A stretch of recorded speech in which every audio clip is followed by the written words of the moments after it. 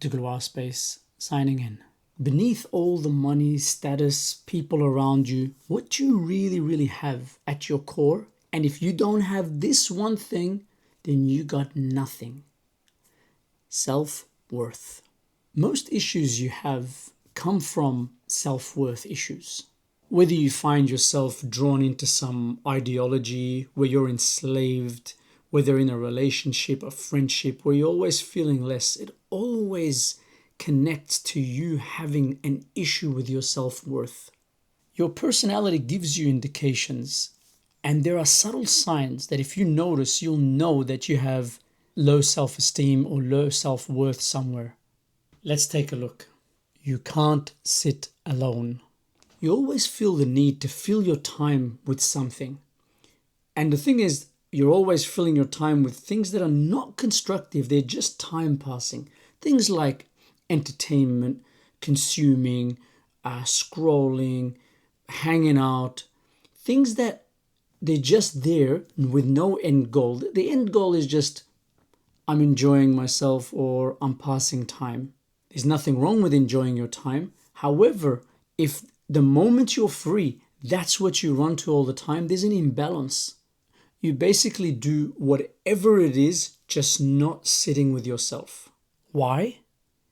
Because when you sit with yourself, you start facing what you really are on the inside. There's an emptiness. You don't want to hear your own voice because you don't feel it has value. So instead, you spend all your time with other things, other people, because you don't value yourself. No one ignores what they think is valuable. When you truly find yourself valuable, you'd want to spend time with yourself. It's like you're building your inner world. You need to organize a little bit, see what's going on in there. You give it time. So we can say that whenever you don't value yourself, you don't give time to self-exploration. When I sit by myself, I feel so bored. That value that you have will project outwards. If you don't find your own company valuable, why do you think other people are going to find it valuable? And this is the thing, when you do happen to sit by yourself, there's a lot of noise in there. You find that you're comparing to other people. What do other people have? How good it would be to have those things. Your mind is just telling you things that you lack. It's punishing you. It's heavy. You're envying what kind of lifestyle other people have, and I wish I had that lifestyle. But you never ask yourself the real questions. Who am I when I'm not comparing? What life do I see for myself? What do I truly want?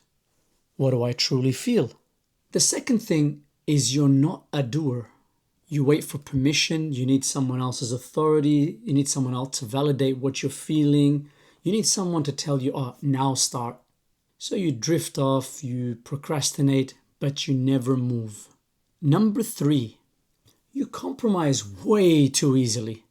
You avoid conflict just to keep the peace. But it's not real peace. It's just kind of like, oh, look, let me just survive.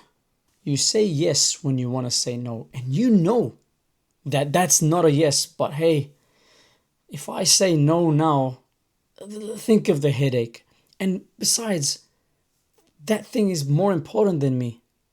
You keep yourself in situations that drain your energy. Why? Because the approval of the other is more important than your discomfort. 4, you let other people's opinions weigh heavily on you. Basically, they decide what you're worth. You don't have self-worth. If they don't clap for me, I don't feel anything. So you create a checklist that's all about, oh, what do they want me to do? Oh, this. There's nothing authentic in it. 5, you're always envying others. When they succeed, you feel worse about yourself. Now imagine the state that you're going to be in all the time. It's like, why do they make it and I don't? Self-worth. And that one is quite dangerous because deep down inside, you're never really happy for others. And in fact, you'll see people who are like that. When they gain a little bit of success, they will try to put other people down that are below them. And to the people that are above them, they're still inferior. They'll say something like, I'm only 25 and look how much I've achieved. You're 40 and how much have you achieved? With a sentence like that, you can see the quality of these people. This is part of your low self-worth. Number 6, you'll feel guilty when you say no to someone. It's like, they might think I'm selfish. I've now given them a reason to hate me more. And so you're terrified of disappointing others. All your actions are based on that.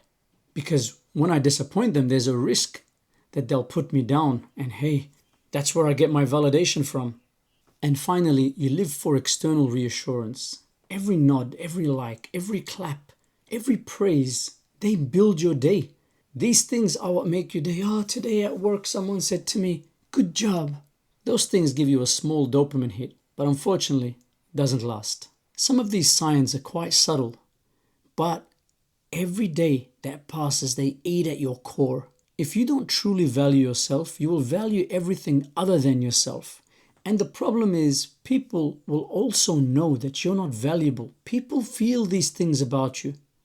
And in having low self-value, you put yourself in a position where you are easily manipulated, easily controlled, easily broken, and worse than all that, you have no soul. Start finding value in yourself. Degloirespace, signing out.